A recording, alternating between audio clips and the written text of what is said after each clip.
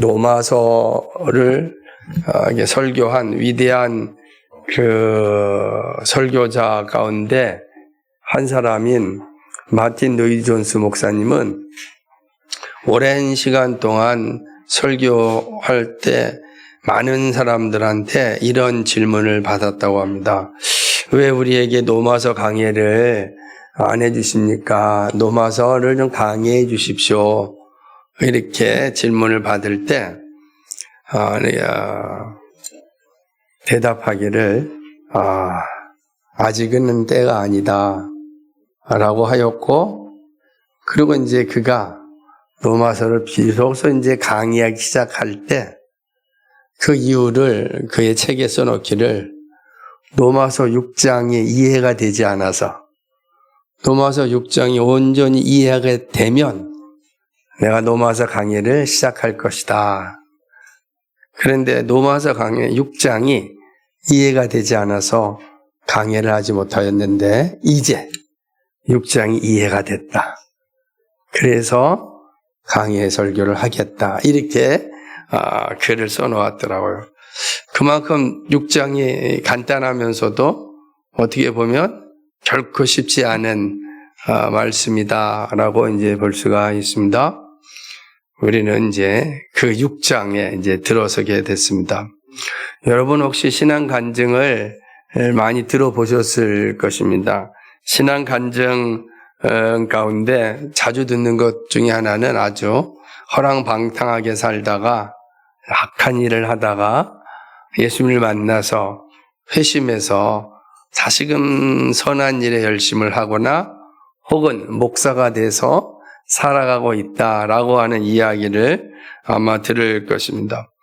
이러한 사람들 가운데 가장 유명한 사람 한 사람을 뽑으라면은 존 뉴턴이라고 하는 사람인데, 우리가 잘 알고 있는 어메이징 그레이스라는 노래를 작사했던 분이고, 이분은 아프리카 노예 선장으로 살았던 사람입니다. 그가 예수님을 만나서 회심하였고 목사가 되었습니다. 그가 섬기던 교회에는 뉴턴이 직접 쓴 묘비명이 있다고 합니다. 그래서 교회 앞에 묘비명이 있고 그 묘비명에 뉴턴이 직접 이렇게 쓴 글이 있다고 합니다. 그 묘비명에는 이렇게 기록되어 있습니다.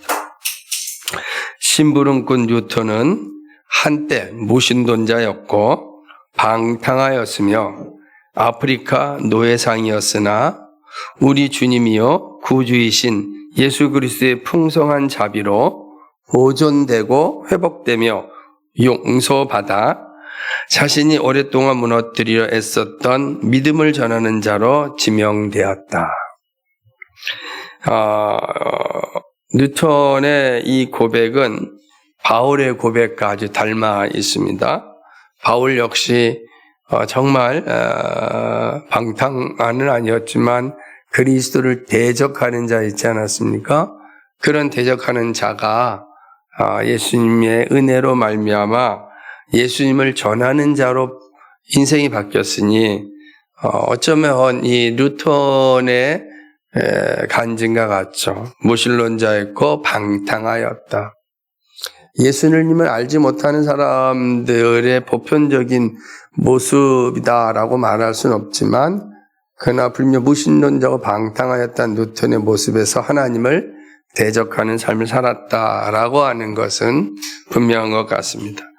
어떻게 이러한 일들이 뉴턴에게 일어났을까? 전적인 하나님의 은혜입니다. 왜냐하면 이것 외에는 달리 설명할 길이 없습니다. 그래서 어메이징 그레이스잖아. 자, 정말 위대한 은혜라고. 위대한 은혜예요. 헤아릴 수 없는 은혜가 자기에게 임한 거죠. 그래서 방탕하였고 무신론자 자신이 예수를 믿어 그리고 복음을 전하는 목사가 되었다는 것입니다. 이 놀라운 사실들을 사도 바울은 로마서 1장에서 5장까지 사실 기록합니다. 그러니까 1장과 5장의 내용은 어메이징 그레이스예요. 하나님의 놀라운 은혜, 믿음으로 말미암아 이루어지는 하나님의 놀라운 은혜를 서술한 것이 로마서 1장과 5장의 내용이라고 할 수가 있습니다. 하나님의 은혜로 말미암는 구원받는 놀라운 사실들을 기록한 것이 바로 로마서 1장과 5장의 말씀입니다. 그리고 하나님의 은혜로 말미암아 구원받은 백성은 더 이상 이제 죄의 노예가 아니고 사망의 노예도 아니고 은혜의 지배 아래 살아가는 사람이라고 말합니다. 죄의 지배 아래 사는 사람이 아닙니다. 사망을 향하여 달려가는 사람이 아니다라고 하는 거죠. 바울은 그런 의미에서 죄가 더한 것에 은혜가 더욱 넘쳤다라고 말합니다. 그런 뒤에 이제 6장에서 8장까지는 구원받은 백성들, 하나님의 은혜로 말미암아 의롭게 된 사람들은 어떻게 살아야 하는지를 말씀합니다. 그러니까 믿음으로 의롭다함을 받은 성도, 우리가 이거를 칭이라는 표현을 썼지 않습니까? 칭이 받은 성도는 거룩한 삶, 즉 성화를 이루는 삶을 살아간다라고 하는 거죠. 그런 의미에서 본다면 오늘 살펴보는 로마서 6장은 성화, 거룩한 삶을 살아가는 길에 대해서 말씀한다고 할 수 있습니다. 근데 우리는 여기서 기억할 때 잘 이해하셔야 되는 것 가운데 하나는 칭의 그리고 성화라고 생각해서는 안 됩니다. 칭의가 오고 그 다음 성화 이렇게 생각하는 것이 아니고 칭의가 일어나는 순간 성화가 시작된다 이렇게 생각합니다. 그러니까 우리는 하나님의 은혜로 말미암아 의롭다함을 입는 순간 바로 거룩함의 자리로 나아가는 겁니다. 이게 바로 칭의와 성화의 모습이라고 할 수가 있습니다. 이러한 관점에서 6장의 시작을 보아야 합니다. 1절 말씀은 질문으로 시작합니다. 그런즉 우리가 무슨 말을 하리요? 은혜를 더하게 하려고 죄에 거하겠느냐? 이렇게 시작합니다. 이 말씀은 오늘 처음 설교를 들으면 어려운 말씀이 이게 무슨 말이지? 라고 할 수 있습니다. 그러나 이제 우리는 1장부터 5장까지 쭉 말씀을 들어왔기 때문에 어떤 의미인지 조금 알고 있는데 이 말씀은 로마서 5장 20절 말씀에 대한 질문이자 답이라고 할 수가 있는 겁니다. 바울은 20절 말씀을 듣고 이렇게 질문할 것을 예견하였습니다. 왜냐하면 죄가 더한 곳에 은혜가 더욱 넘쳤다라고 말하기 때문입니다. 그죠? 죄가 더한 것에 은혜가 더욱 넘쳤다. 그러면은 딱 드는 생각이 뭐예요? 그러면은 은혜를 크게 받으려면 더 큰 죄를 져야 되는 거 아닌가? 이런 생각할 수 있죠. 분명히 그럴 겁니다. 왜냐하면 죄가 더한 것에 은혜가 더하였으니까 그러면은 큰 은혜를 받으려면 큰 죄를 져야 되네? 이렇게 생각할 수가 있다라고 하는 거죠. 바울도 그렇게 생각을 하였을 것이다라고 예견을 하고 그런즉 우리가 무슨 말 은혜를 더하게 하려고 죄에 거하겠느냐라고 이야기하는 것입니다. 그래서 거하겠느냐라고 하는 이 단어는요 머무르다라는 의미도 있지만 습관적인 고집이라는 뜻도 가지고 있습니다. 그러니까 내가 계속 습관적으로 제 자리에 머물겠느냐라고 하는 의미라고 말하는 것입니다. 하지만 이러한 생각은 은혜에 대한 잘못된 이해에서 나온 생각입니다. 이거를 신학적으로는 도덕률 폐기론 혹은 율법 폐기론이라고 부릅니다. 율법이 필요 없네. 도덕이 더 이상 필요 없네. 중요한 건 뭐냐? 어떻게든지 간에 은혜를 받으니까 어떻게든지 우리는 더 큰 은혜를 누릴 수 있으니까 도덕이나 율법은 필요 없다라는 생각을 가질 수 있다는 것입니다. 죄가 있는 것에 은혜가 더한다면 율법이 무슨 의미가 있느냐는 것입니다. 그죠? 여러분 이해를 잘 못하면 이게 무슨 말인가 생각하는 예를 하나 들자면 이런 겁니다. 우리는 지금 차 운전하는 사람들 잘 아는데 초등학교 앞에는 30km잖아요. 거기 지나가면 벌금 왕창 때리잖아요. 그죠? 그래서 우리는 30km 간다고요. 그런데 50km, 100km 가면 벌금을 떼는 것이 아니라 더 돈을 준다라고 한다면 30km 지킬 이유가 없겠죠. 3km 이씨 뭐예요, 그죠? 아무 의미가 없다는. 그러니까 그렇게 그렇다면은 30km가 써 있는 게 아무 의미가 없는 거죠. 왜냐하면 100km 가면 돈을 준다는데. 그러니까 이렇게 생각할 수 있다는 거야. 그러니까 그걸 갖다가 법 폐기론이다라고 하는 것입니다. 그러므로 율법의 순종은 필요 없고 율법의 기준으로 사람을 판단할 필요도 없다, 이런 생각을 갖게 되는 것입니다. 그러니까 죄가 더한 것에 은혜가 더 넘쳤다라는 걸 잘못 이해하면 이렇게 된다는 거예요. 그렇죠? 죄가 있는 것에 은혜가 더하였다는 말씀에 대한 왜곡이라고 하는 것입니다. 그래서 바울은 이 주장에 대하여 오늘 6장 2절에서 아주 단호하게 말하는데 그럴 수 없다, 이렇게 해서 단호합니다. 이거 아주 단호한 표현이에요. 불가능하다라고 하는 것입니다. 율법 폐기로는 합당하지 않다라는 의미입니다. 그러면서 이렇게 얘기합니다. 죄에 대하여 죽은 우리가 어찌 그 가운데 살리요? 라고 얘기합니다. 이게 이제 중요한 거예요. 그러니까 이 5장 20절 말씀과 이 6장 2절의 말씀을 잘 이해를 해야 앞으로 진행되는 모든 것들이 중요하다고요. 그러니까 이게 쉬운 문제가 아니란 말이에요. 그리고 우리가 전체 신앙에 있어서 되게 중요한 가르침을 주고 있는 것입니다. 바울은 우리는 죄에 죽었는데 어찌 죄 가운데 살 수 있느냐고 반문합니다.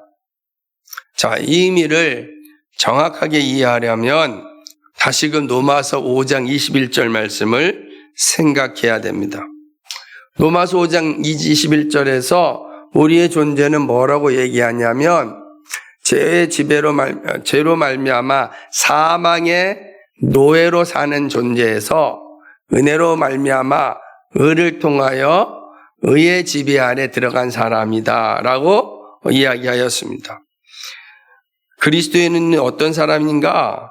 죄로 인하여 사망의 종노릇하는 자리에서 은혜가 의를 통하여 왕노릇하는 자리로 옮겨진 사람이다. 죄의 지배가 아니라 은혜의 지배하리로 이동하였다. 더 이상 죄가 지배하지 않습니다. 그러니까 은혜의 지배를 받은 사람이 죄의 지배 아래로 갈 수 없다는 말씀입니다. 왜냐하면 그리스도인은 이미 죄에 대하여 죽었기 때문입니다. 이때 죽었다, 죽은이라는 단어는 과거형입니다. 조금 더 표현한다면 부정과거형이라는 뜻입니다. 이 말은 뭐냐면 죽을 것이다가 아니죠. 앞으로 죽음이 올 것이다가 아니고 이미 과거에 죽었다는 거예요. 끝났다라는 뜻입니다. 그러니까 우리 뭐죠? 이미 죄에 대해 죽은 우리가 어떻게 죄에 거겼느냐라고 말하는 것입니다. 죄에 대해서 죽었는데 죄 가운데 사는 게 그게 가능한 일이겠느냐? 그렇지 않다라고 하는 것입니다. 이렇듯 그리스도인은 죄에 대하여 죽은 존재입니다. 그리스도인은 죄와 완전히 분리된 존재입니다. 그러므로 그리스도인은 죄 안에서 살 수 없습니다. 어떤 사람이라도 죄 안에서 살아가면 그리스도인이 아닙니다. 이것이 바로 바울이 말하는 죄에 대하여 죽은 자입니다. 그리스도인은 죄에 대하여 죽었습니다. 그러므로 죄의 노예로 살 수 없습니다. 이제 엄청난 선언이잖아요. 이 엄청난 선언이에요. 그리스도인은 죄 안에 살 수가 없다고요. 죄로 인해 죽은 존재입니다. 얘기하는 것입니다. 어마어마한 선언이에요. 이런 말씀 딱 들으면 여기 계신 여러분들 머릿속에 막 이런 생각이 들 겁니다. 그렇다면 지금 나는 종종 죄를 짓고 있는데 나는 그런 그리스도인이 아니란 말인가? 여러분, 지난 한 달 동안 마음으로나 혹은 생각으로나 혹은 행동으로 죄를 안 지은 사람 있습니까? 제가 차마 손을 들라고 말하지 못하겠습니다. 이게 심각하잖아요. 그러면은 그리스도인은 죄를 지을 수 없다. 죄에 대해 죽었으니까 죄를 지을 수 없다라고 한다면, 그 그리스도인이 아니라고 한다면, 우린 다 그리스도인이 아니네? 라는 생각을 가질 수 있다라고 하는 것이죠. 그리스도인으로 죄를 짓고 있는 내 모습을 어떻게 이해해야겠습니까? 죄를 지었으므로 그리스도인이 아니라는 의미입니까? 오늘 앞으로 살펴보겠지만 로마서에서는 그에 대한 답을 주고 있지 않지만 놀랍게도 이 단어와 함께 같은 의미를 가지고 있는 사도 요한의 말씀에서 이 답을 얻을 수가 있습니다. 요한일서 3장 9절 말씀입니다. 한번 찾아보시겠어요? 요한일서 3장 9절.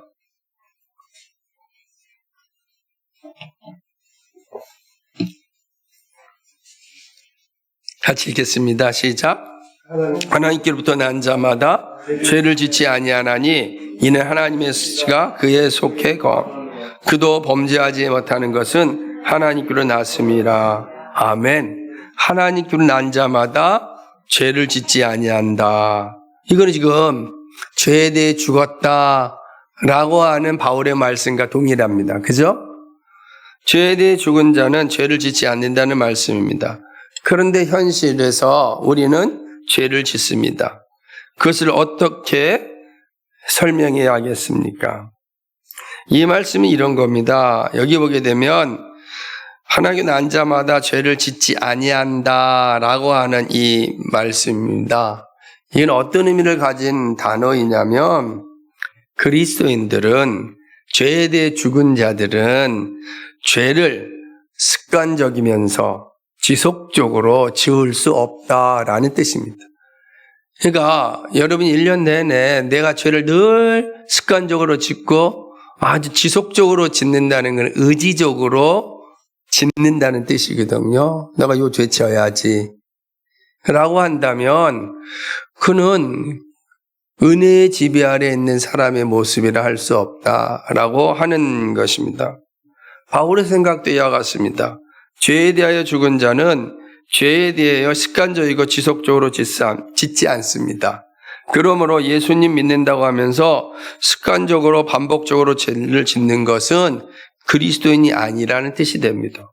은혜의 지배 아래 있는데 매일 습관적이고 의지적으로 지속적으로 늘 죄를 짓고 있다면 그는 그리스도인이 아니다라는 의미이죠. 또한 그리스도인은 죄에 대하여 끝까지 저항하는 사람입니다. 저항한다는 사실에서 그리스도인됨을 알 수 있습니다.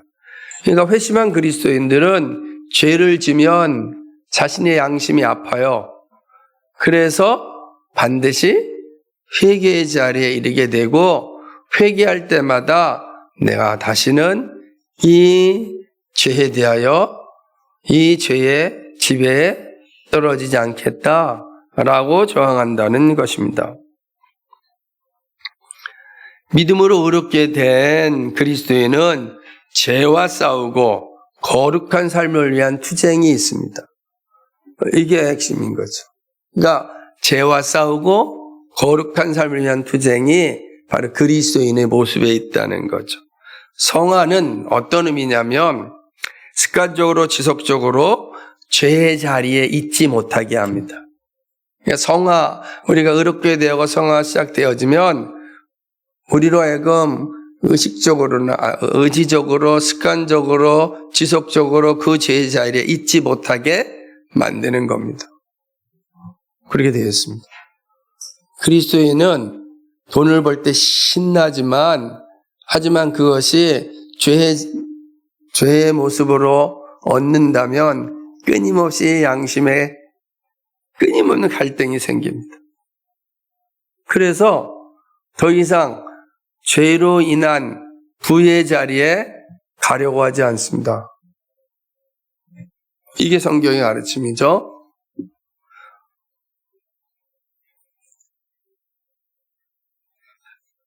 왜냐하면 칭의와 성화는 하나이기 때문에 그렇습니다. 그렇다면 어떻게 죄에 대하여 죽었습니까? 그래서 죄를 습관적으로 지속적으로 짓지 않는 존재가 되었습니까? 3절은 그 사실을 설명합니다. 어떻게 우리가 이렇게 가능하냐? 그 3절의 말씀이에요. 3절은 무릇 그리스도 예수와 합하여 세례를 받은 우리는 그의 죽으심과 합하여 세례를 받은 줄 알지 못하느냐라고 이야기합니다. 바울이 세례를 언급한 이유는 세례가 가진 의미 때문에 그렇습니다. 여러분 다 세례를 받았잖아요. 세례는 그리스도와 신자가, 그리스도와 성도가 하나가 됨을 의미합니다. 우리 세례를 받음으로 이제 그리스도와 세례받은 내가 하나가 되는, 연합되는 것입니다. 신자는 세례를 통하여 예수님과 하나가 되었습니다. 또한 세례를 받을 때에 그리스도와 함께 죽었습니다. 그죠? 우리는 그리스도와 함께 하나가 되었으니까 예수님께서 죄에 대하여 죽을 때 우리도 그리스도와 하나가 되었기 때문에 우리도 죽은 것입니다. 세례는 그리스도의 죽음 안에서 그리스도와 연합하는 사건입니다. 이때 세례는 침례를 말하지 않습니다. 일부의 사람들이 이 본문에 대해서 침례를 말하지만 침례란 뭐냐면 세례받을 때 물속에 들어갔다가 물속에 나오는 그거를 의미로 해서 죽었다가 살아났다라는 의미로 본문에 나오는 이 세례라는 단어를 침례로 해석하는데 그렇지 않다. 본문이 말하는 것은 성령에 의한 세례를 말합니다.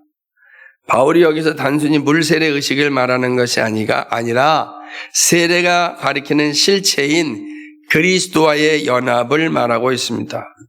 우리를 그리스도와 연합하게 하는 것은 성령의 일하십니다. 성령으로 세례를 받은 우리들은 그리스도와 하나가 되었다라고 되는 거죠. 예수와 합하여라는 말씀에서 그리스도와의 연합을 말하고 있습니다. 연합이 되었다라고 하는 것은 한 가족이 되었다라는 의미도 있지만 더 중요한 의미 중에 하나는 그리스도가 누리는 모든 특권에 참여하게 되었다라는 의미도 있습니다. 그러니까 우리가 세례로 말미암아 그리스도와 하나가 된 것은 그리스도의 가족이 되었다는 것뿐만 아니라 그리스도가 누리는 모든 특권에 우리도 참여하게 되었다는 것입니다.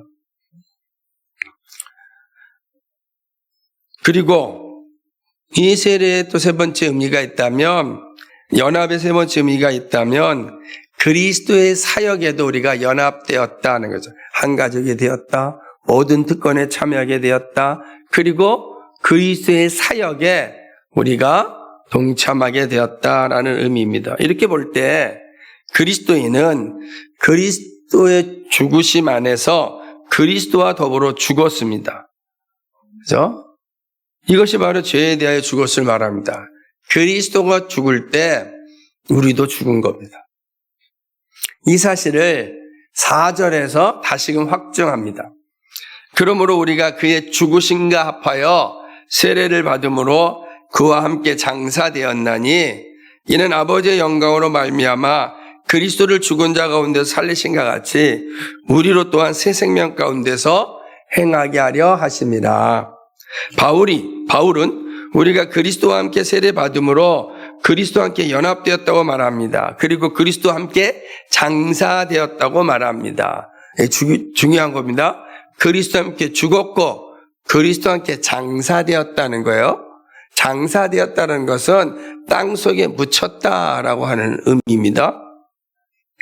그 무슨 말이죠? 완전한 죽음을 의미합니다. 완전한 죽음.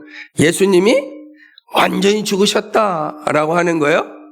우리도 완전히 죽었다라는 거예요. 뭐에 대해서요? 죄에 대해서 완전히 죽었다라는 걸 의미하는 것입니다.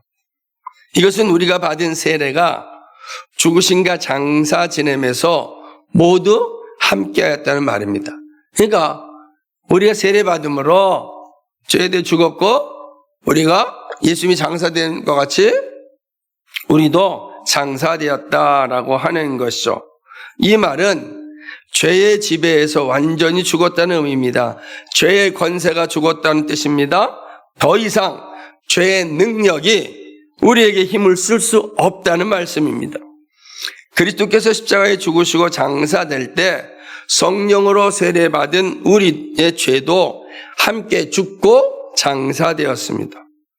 더 이상 죄는 우리에게 힘을 쓸 수가 없습니다.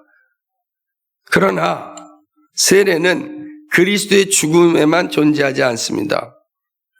죽음 후에만 존재하는 것이 아닙니다.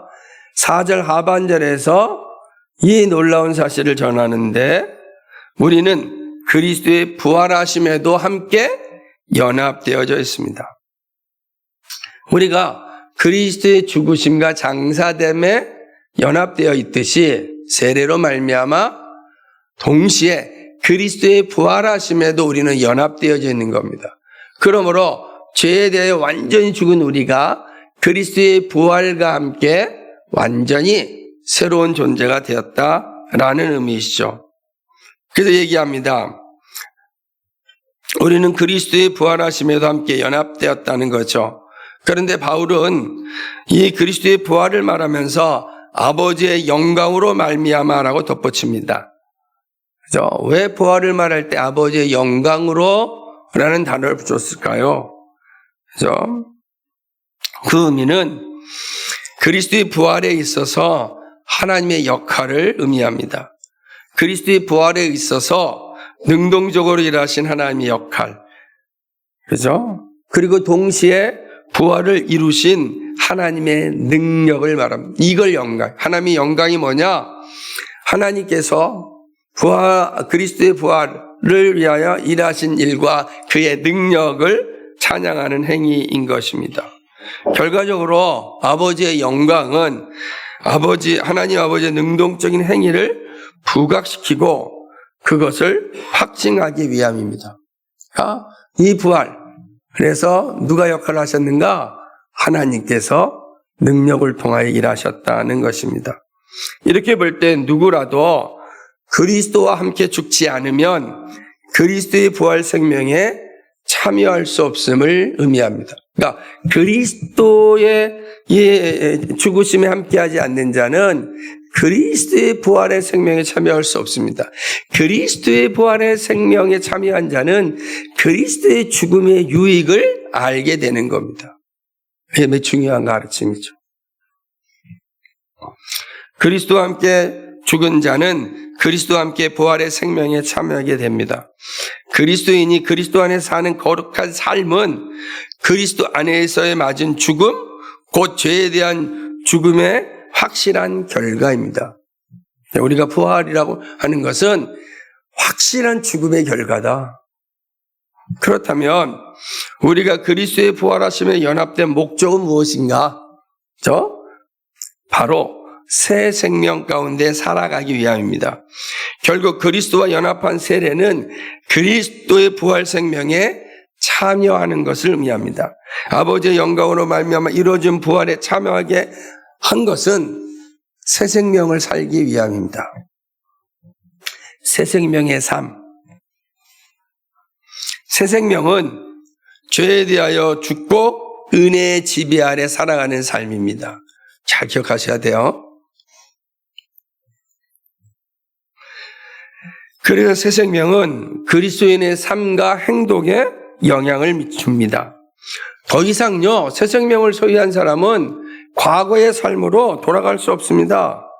새 생명을 가졌기에 새 생명의 삶을 살아갑니다. 새로운 체제 안에서 살아갑니다. 예수님께서 없애신 죄의 체제 안에서 살 수 없습니다. 은혜의 방식으로 살아갑니다.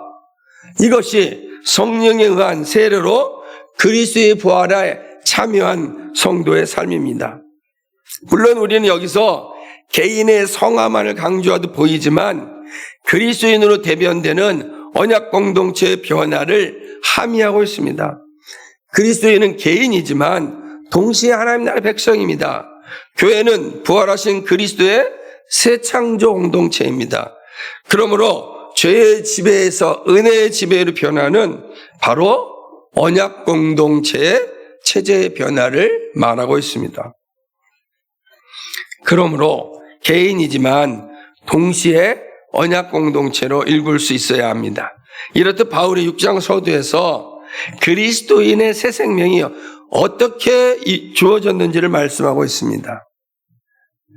자, 이것이 4절까지의 본문이 우리에게 말하고 있는 내용입니다. 잘 이해하셔야 됩니다. 이렇듯 본문은 그리스도인 된 우리의 모습이 무엇인지를 말씀하고 있습니다. 이 말이 우리에게 주는 교리적 교훈은 매우 중요합니다. 첫 번째로 그리스도인은 그리스도와 함께 죄에 대해 죽은 자라고 하는 이 사실을 기억하셔야 됩니다. 우리는 더 이상 죄에 대해 지배를 받지 않습니다. 죄에 죽었기에 죄를 짓지 않습니다. 다시 한번 말씀드리자면 이때 죄란 습관적이고 지속적인 죄에 머물러 있음을 의미합니다. 그리스도인은 더 이상 옛 상태로 돌아갈 수 없습니다. 이것이 그리스도인의 본질입니다. 죄에 대하여 죽었다는 사실을 분명하게 인식하고 있어야 됩니다. 이것이 그리스도와 더불어 세례를 받은 신자들의 정체성입니다. 우린 그렇다는 거. 우린 더 이상 옛 체제로 돌아갈 수 없는 존재입니다. 우리는 죄에 대해 죽었습니다. 죄가 우리를 지배할 수 없다. 이게 첫 번째 명제입니다. 두 번째는 그리스도인은 죄의 유혹을 받지만 죄의 지배 아래 살 수는 없습니다. 우린 죄에 대해 죽었습니다. 그러므로 죄의 권세가 지배할 수 없습니다. 하지만 여전히 육신을 입고 있기에 아직 종말이 완성되지 않았기에 이 무정에서 풀려난 이런 사단의 무리들이 계속해서 우리를 유혹하고 있고 미혹하고 있습니다. 잘 기억하시죠? 육신을 입은 우리를 미혹하고 유혹하고 있습니다. 그러나 우리를 지배할 수 없습니다. 이해하셔야 됩니다. 우리는 여전히 이 무정에서 풀려난 이 사단의 권세자들에 의하여서 우리는 미혹당하고 유혹을 받습니다. 그래서 때때로 죄를 짓기도 합니다. 그러나 죄의 지배 안에 머물러 있을 수 없습니다. 그리스도인이요. 머물러 있지 못합니다. 이미 십자가에서 죄와 함께 죽었기 때문입니다. 죄와 함께 죽었기에 죄의 지배를 받지 않습니다. 비록 유혹으로 말미암아 가끔씩 죄의 자리에 설 수 있지만 반드시 회개의 자리로 나옵니다. 놀라운 거죠. 죄에 대해서 죽은 자, 은혜의 지배 아래 있는 자만에게 나타나는 분명한 표징이 뭐냐면 죄와 싸울 수 있고 죄를 지었을 때 회개의 자리에 나올 수 있다는 겁니다. 놀랍지 않습니까? 이건 은혜의 지배에 있지 않은 사람은 죽었다 깨어나도 할 수가 없어요.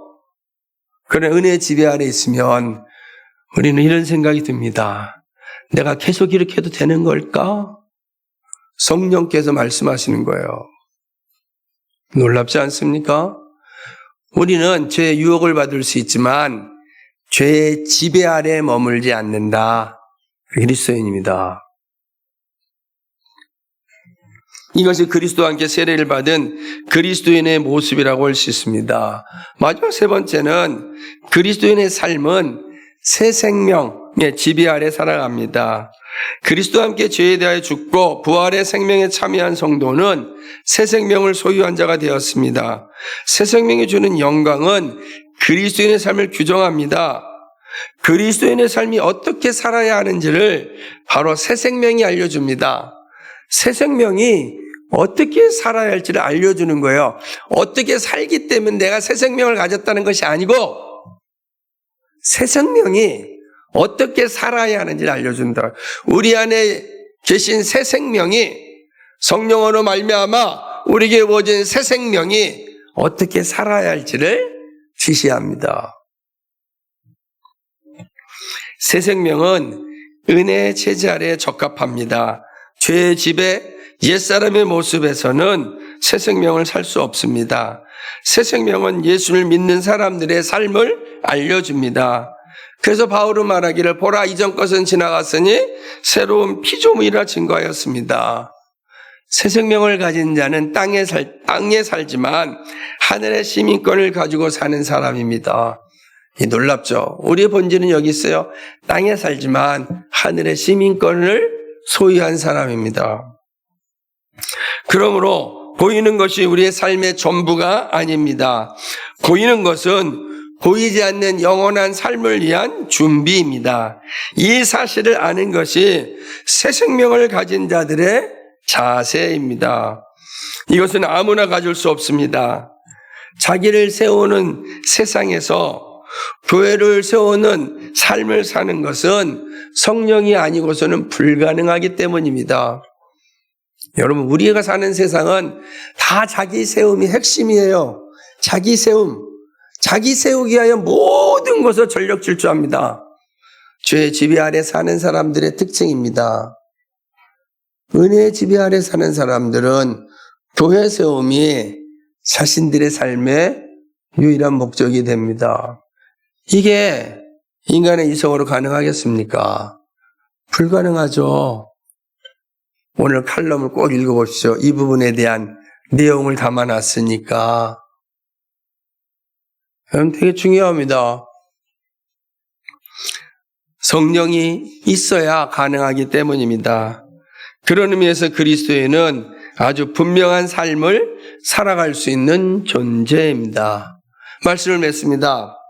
사랑하는 성도 여러분, 제가 설교 소두에서 말씀드린 존 뉴턴의 묘비명을 기억하십니까?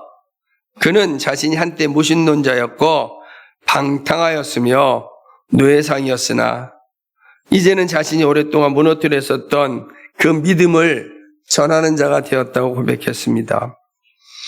어떻게 이런 기적 같은 인생 역정이 가능했습니까? 그것은 그가 단순히 도덕적으로 개가천선했기 때문이 아닙니다. 예수 그리스도와 합하여 세례를 받음으로 그의 옛사람은 십자가에서 완전히 죽고 장사되었으며 그리스도의 부활과 합하여 새 생명을 얻었기 때문입니다. 새 생명이 그로 하여금 그리스도를 전하는 삶을 살게 하였습니다. 이전 것은 지나가고 새로운 삶을 살게 한 것입니다. 우리는 종종 무력감에 빠집니다. 예수를 믿는다고 나는 왜 이 모양일까? 왜 아직도 나는 이 유혹에 흔들리고 있을까? 그렇죠.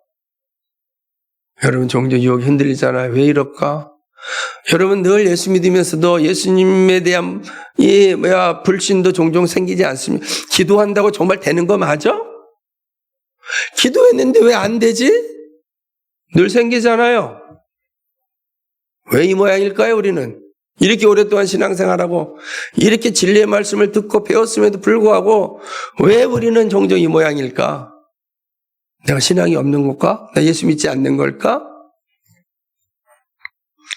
아닙니다. 그러나 기억하십시오. 우리는 죄의 유혹을 받을지언정 더 이상 죄의 노예는 아닙니다. 사단은 끊임없이 우리에게 찾아와 옛 신분증을 내밀며 너는 여전히 죄인이고 내 지배 아래 있다고 속삭입니다. 그래서 우리가 가끔 거기 넘어가는 거예요. 그 옛 신분증이 더 달콤하거든요. 나를 세우는 삶이 너무 좋거든요. 네가 원래 그런 존재야. 너 지금 잘못 가고 있어. 라고 우리한테 찾아오면 흔들리는 거야. 뭐야? 왜 내가 이렇게 교회 세우는 삶을 살아야 돼? 왜 나는 이게 마음껏 못 즐겨? 이런 유혹이 들어올 수 있는 겁니다. 사단이 이렇게 속삭이지만 십자가는 우리에게 분명하게 선포합니다. 너는 이미 죄에 대하여 죽었다. 우리의 신분은 완전히 바뀌었습니다. 사망의 체제에서 은혜의 체제로 이미 온 사람들입니다. 은혜의 왕노릇 하시는 하나님 나라의 백성이요 하늘의 시민권자입니다. 그럼 우리는 죄와 싸우되 이미 승리하신 예수 그리스도의 이름으로 싸우는 자들입니다. 비록 육신이 약해 넘어질지라도 결코 그 죄의 자리에 습관적으로 머물러 수 없는 영적인 DNA가 우리 안에 흐르고 있습니다. 바로 성령님이 주신 새 생명입니다. 그러므로 여러분 아침에 눈 뜰 때마다 나는 그리스도와 함께 죽었고 그리스도와 함께 새 생명으로 살아났다 선포하시기 바랍니다. 나는 이런 존재야. 죄의 유혹이 올 때마다 너는 더 이상 나를 지배할 권세가 없다 선포하시기 바랍니다. 그리고 은혜를 더하게 하려고 죄에 거하겠느냐는 질문에 바울처럼 단호하게 그럴 수 없느니라 외쳐야 합니다. 하나님의 은혜를 값싼 은혜로 만들지 말고 거룩을 향한 피 흘리기까지 싸움을 멈추지 말아야 합니다. 습관적인 죄의 자리를 피하도록 저항하시기 바랍니다. 그리고 새 생명의 방식인 은혜의 방식으로 살아갑시다. 나만을 위해 살던 이기적인 옛 삶의 방식을 버리고 이제는 교회를 세우고 이웃을 섬기는 하늘의 시민답게 살아가야 합니다. 이것이 부활 생명을 가진 자들의 마땅한 삶의 열매입니다. 교회 세움은 위대한 여정입니다. 위대한 여정. 여러분 일생 동안 가장 복된 여정이 그리스도의 몸을 세우는 일입니다. 여러분의 가정에서 그리스도의 몸을 세우십시오. 여러분의 삶의 현장에서 그리스도의 몸을 세우십시오. 그게 우리의 삶의 이유인 것입니다. 새 생명의 삶은 개인적 거룩뿐만 아니라 교회를 세우고 세상 속에서 하나님 나라를 드러내는 삶을 의미합니다. 개인적 윤리가 기반이 되지만 동시에 하나님 나라 백성으로 살아갑니다. 이 땅에 하나님 나라를 확장하는 일에 힘써야 합니다. 그 시작은 바로 바른 교회를 세우고 삶의 모든 영역에 하나님의 주권을 선포하는 일입니다. 우리는 새 생명 가운데 사는 사람입니다. 이번 한 주간도 여러분에게 다가온 거센 유혹 앞에서도 나는 죄에 대하여 죽었고 하나님에 대하여 살아있는 자임을 증명해내는, 그리하여 존 뉴턴처럼 우리의 삶의 걸음걸음마다 하나님의 어메이징 그레이스, 놀라운 은혜, 하나님의 놀라운 은혜를 흘려보내는 거룩한 하나님의 백성들 되기를 주님의 이름으로 간절히 축복합니다. 아멘. 거룩하시고 자비하신 하나님 아버지, 하나님의 은혜를 고백합니다. 하나님의 은혜를 고백합니다. 하나님의 은혜가 우리를 하나님의 사람으로 삼아주셨고 이 땅에서 하늘나라 백성으로 살게 하였습니다. 하나님의 은혜에 합당한 삶을 살아갈 수 있도록 주여 인도하여 주옵소서. 하나님의 은혜에 따라 살아가는 우리의 인생이 되도록 축복하여 주옵소서. 죄의 지배 아래 우리는 있을 수 없습니다. 선포케 하여 주시고 은혜의 지배 아래 사는 자답게, 새 생명을 소유한 자답게 살게 해 주옵소서. 감사합니다. 예수 그리스도의 맛대로 기도하였습니다. 아멘.